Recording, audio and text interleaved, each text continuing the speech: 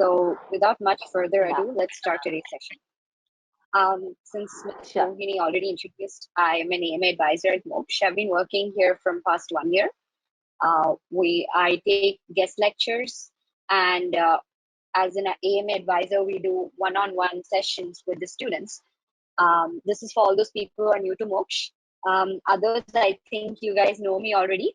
So today's guest lecture topic is very interesting, and a lot of people have already asked me to take up a topic like this, and a lot of students find it difficult as well.